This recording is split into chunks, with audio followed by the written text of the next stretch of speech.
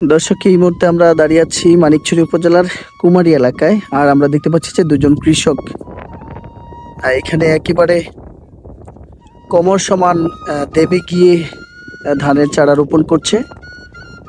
আর এখানের মাটিগুলো এতই যে নরম আসলে, যার কারণে একেবারে কোমর সমান দেবে গিয়েছে তারা।